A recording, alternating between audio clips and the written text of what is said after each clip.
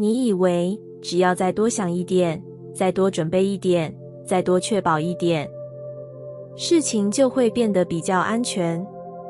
于是你开始反复思考，如果这样会怎样？如果那样失败怎么办？如果一切没有照计划走，是不是就代表你不够好？这些念头一开始看起来合理，像是在保护你，像是在帮你避开风险。但慢慢的，你开始发现一件事，你越想掌握，内在却越不安。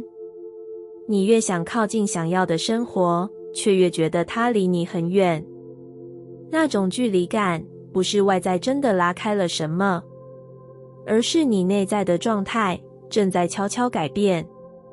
焦虑本质上不是问题，它只是提醒你有什么你很在意。但当你开始相信那份焦虑，事情就变得不一样了。你开始用不够的眼光看世界，不够准备，不够好，不够稳定，不够值得。于是你做的每一个选择都带着一点补偿的意味。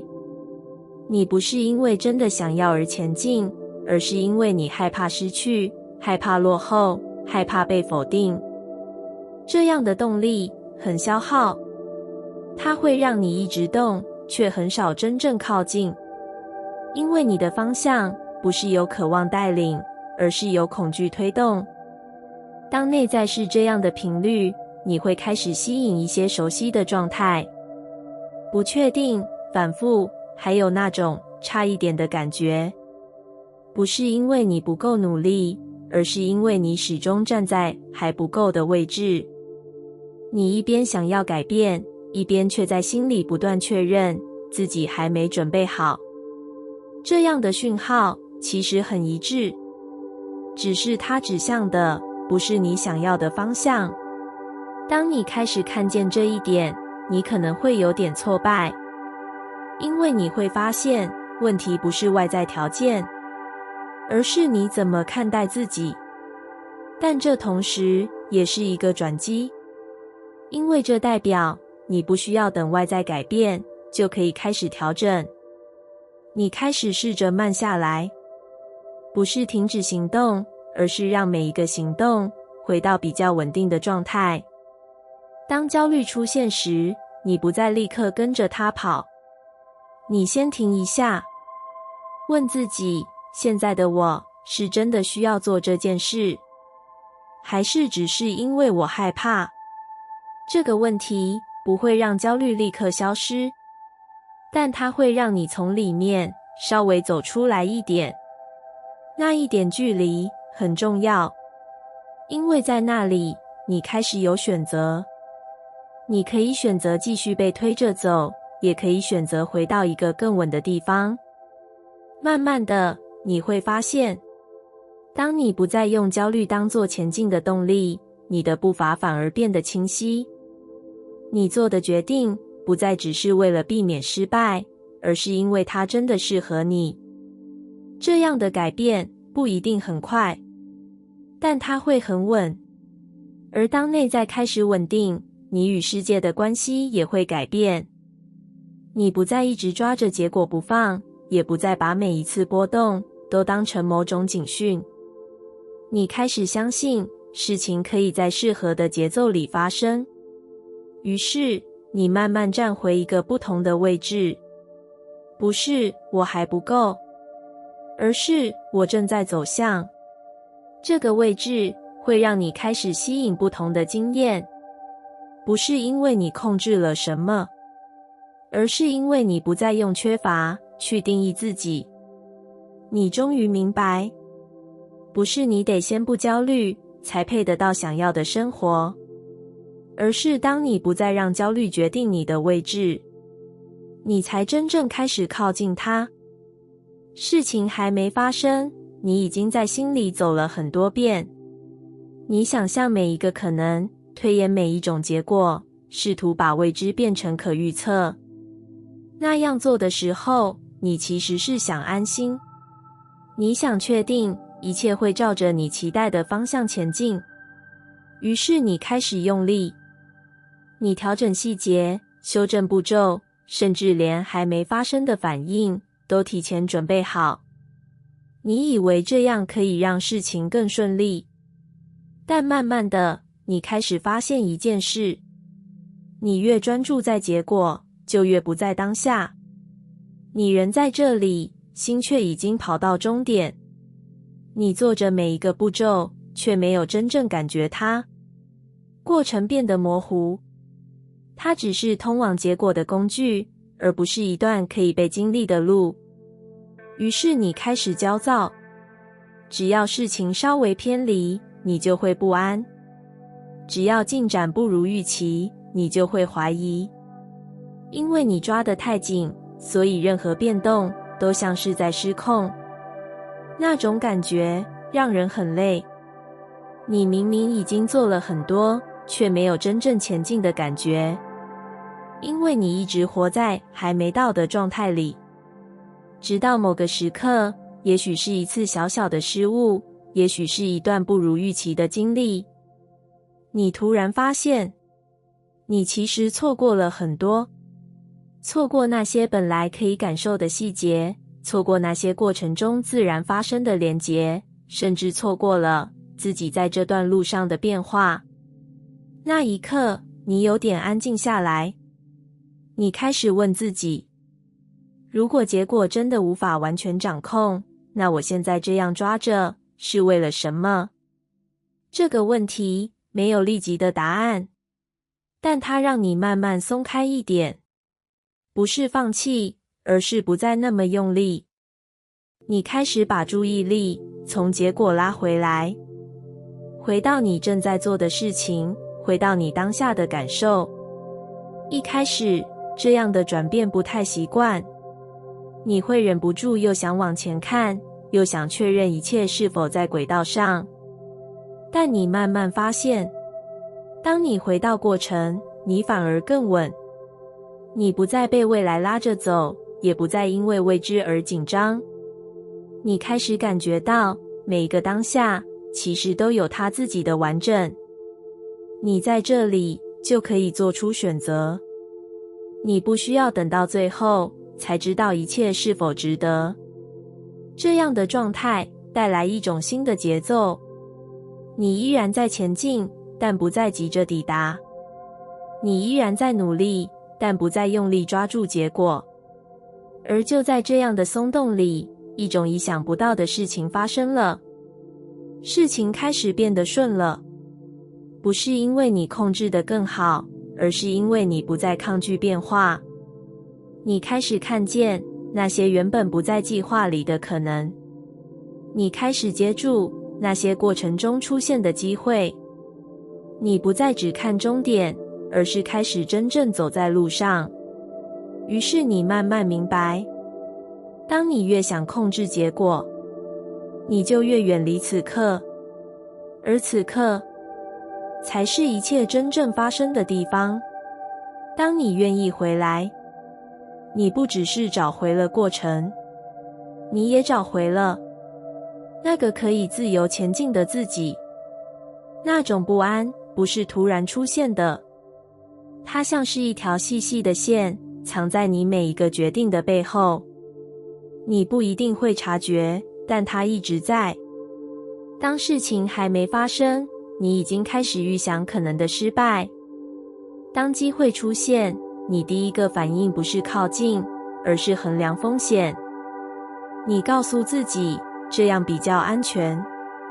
于是你开始控制节奏，控制选择，甚至控制自己的感受。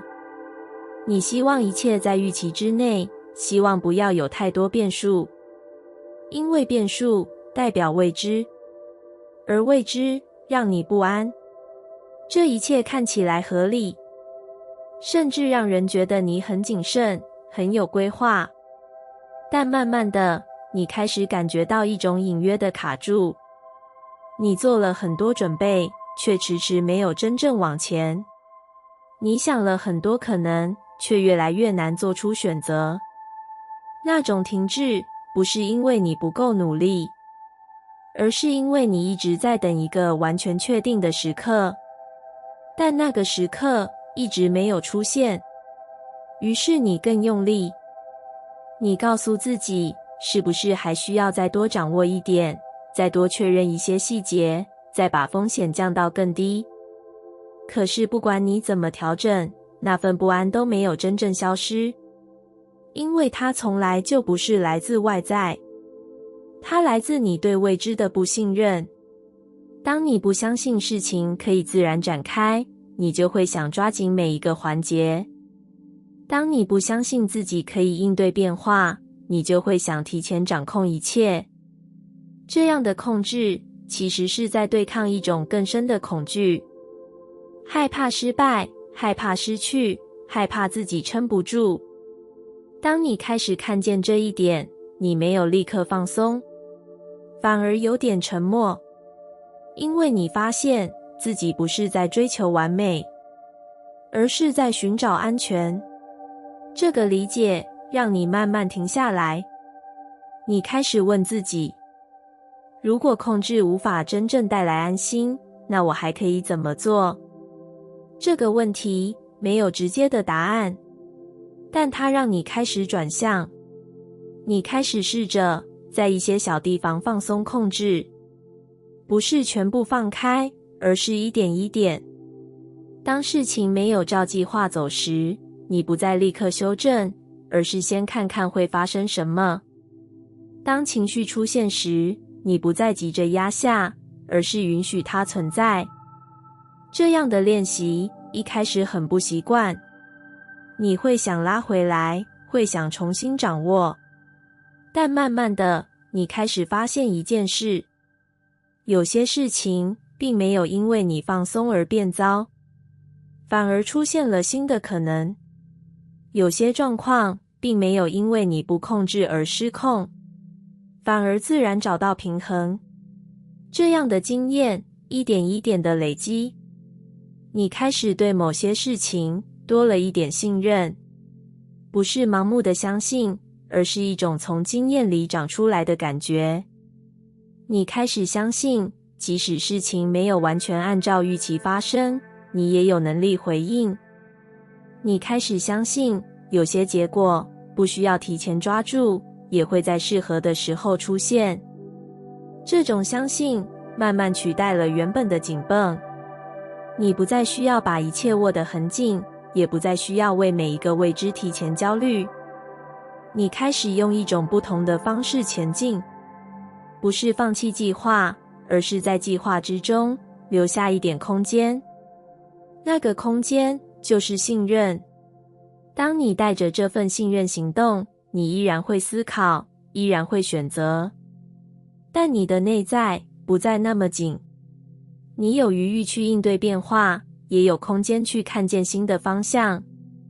于是你慢慢明白，你一直以为需要更多控制，其实只是因为你还没有学会信任。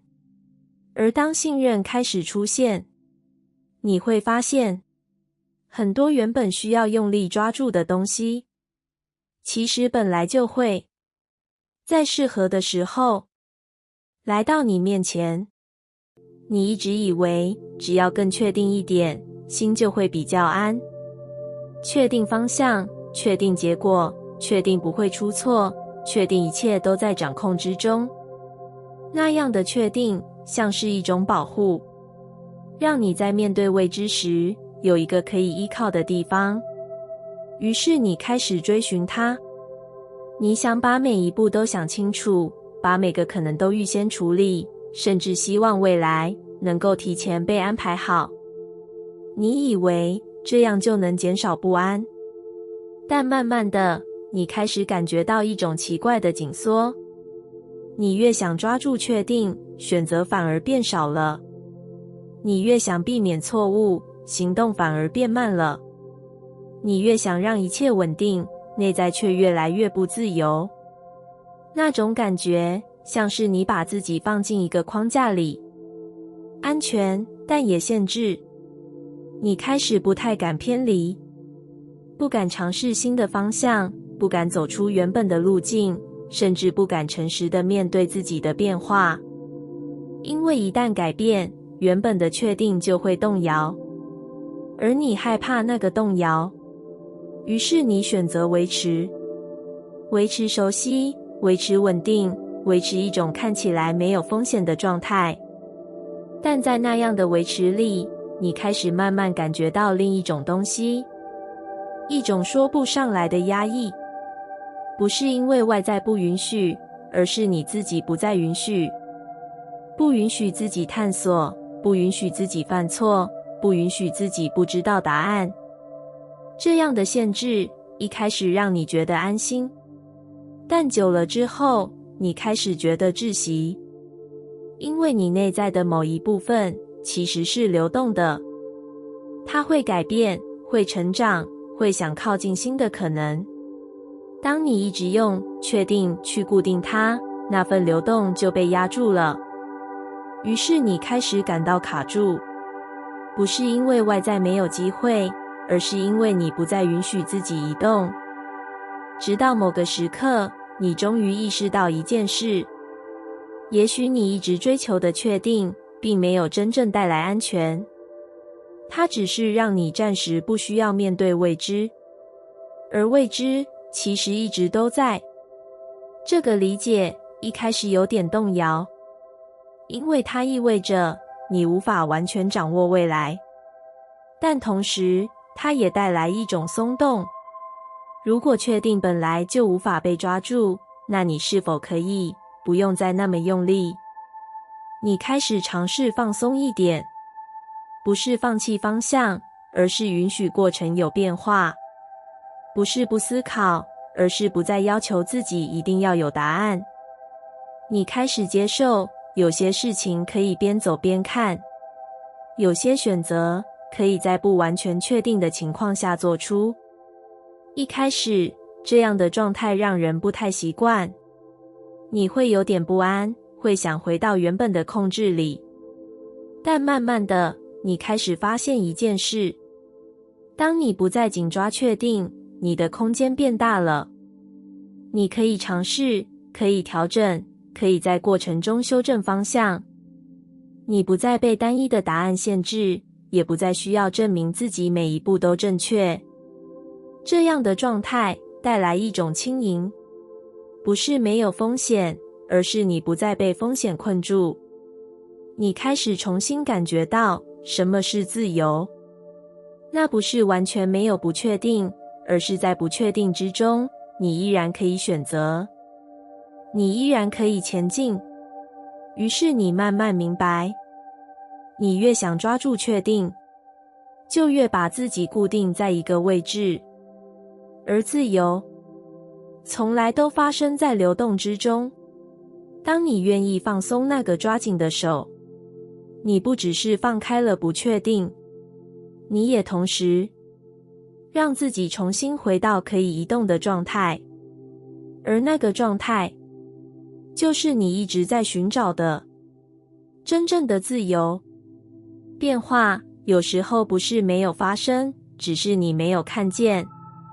你一直在等一个明确的转变，一个可以被证明的结果，一个足够明显的进展，一个让你确定真的不一样了的时刻。于是你开始检视自己做的够不够，检视方向对不对，检视那些还没有达到的地方。你把注意力放在差距上，还没做到的，还不够好的，还需要再努力的。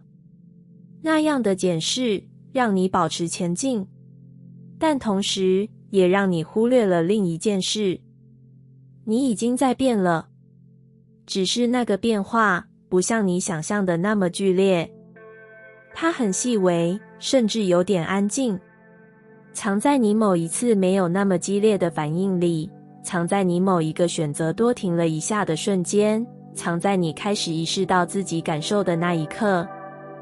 那些改变没有掌声，也没有标记。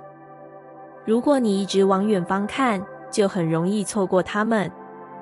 但你没有停下来，你还在催促，告诉自己要更快，要更好，要更接近理想的样子。你甚至开始怀疑，是不是自己没有进步？那种怀疑让你更急，而越急，你就越看不见，因为你的视线始终停在还不够的地方。这样的状态让变化变得遥远，不是因为它不存在，而是因为你没有允许它被看见。直到某个时刻，你终于有点累了，不是放弃，而是那种一直追赶的节奏，让你无法再继续。你停了一下，也许只是很短的一下，但就在那个停顿里，你开始注意到一些不同。你发现，原来有些事情已经没有像以前那么困难。你发现，原来有些情绪已经不再那么强烈。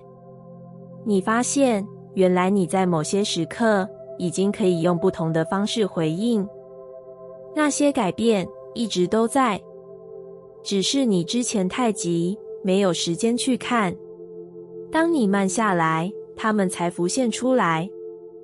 那一刻，你没有特别兴奋，反而是一种很安静的感觉，像是你终于跟上了自己。你开始理解，变化并不总是向前冲，有时候它是在内在慢慢重组，在你没有察觉的地方一点一点调整。当你过度急着改变，其实是在否定现在的自己。你不允许自己还在过程中，不允许自己还没有完成。但真正的转变往往发生在被允许的空间里。当你愿意让自己停在这里，不急着变成别的样子，你反而更容易看见你已经走了多远。这样的看见带来一种稳定，不是来自未来，而是来自现在。你不再只是盯着目标，而是开始感觉过程。你开始知道自己不是停滞，只是还在转变里。于是你慢慢明白，你越急着改变，就越容易忽略那些已经发生的改变。而当你愿意慢下来，你会发现，你其实一直都在前进。问题一出现，你几乎是立刻反应。你开始想要怎么解决，要怎么处理，要怎么让它快点消失。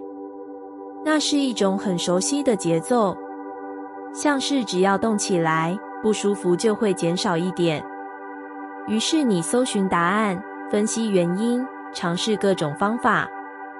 你很努力，也很认真地想让事情变好。但奇怪的是，有些问题好像怎么处理都还在，甚至换了一个形式，又重新出现。你开始怀疑，是不是方法不对，是不是还不够彻底。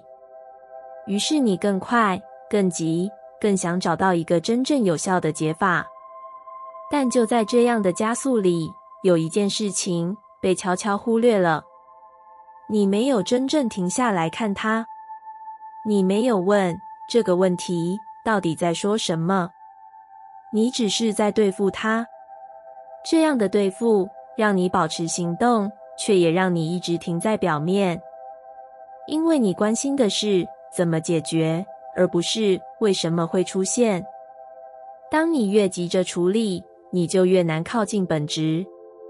那个本质往往不那么明显，它可能藏在一个重复的情绪里，藏在一种你习惯性的反应里，甚至藏在你一直不愿意面对的感受里。如果你没有停下来，它就没有机会被看见。于是问题就会不断转换样子，表面变了，核心却还在。直到某个时刻，你开始有点累，不是因为问题太多，而是因为你一直在追赶。你试着慢下来，不是放弃解决，而是暂时不急着处理。你让问题待在那里。一开始，这样的状态让人不安，因为你习惯有问题就要解决，习惯透过行动来获得安心。但此刻，你选择先看，你开始观察，当这个问题出现时，你内在发生了什么？你看见自己的反应，看见那些快速升起的念头，看见那份急着摆脱的不舒服。慢慢的，你开始发现一些线索。也许这个问题其实不只是这件事本身，它牵动的是更深的东西。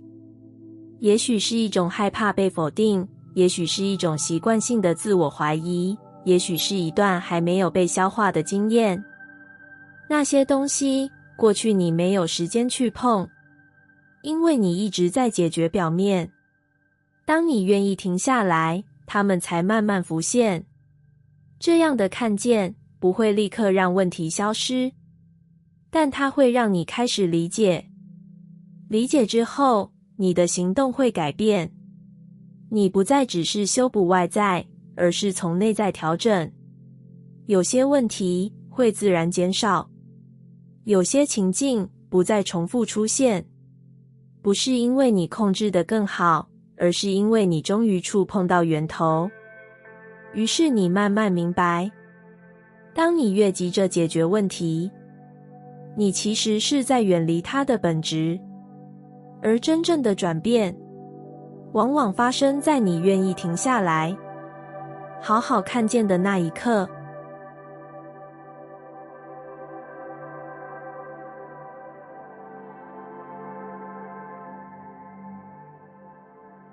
感谢你听完我的影片。如果你觉得影片有帮助到你，欢迎点赞并订阅我的频道，让我可以持续与你分享。也可以在评论中留下你的想法和经验，或是将影片分享给你的亲友。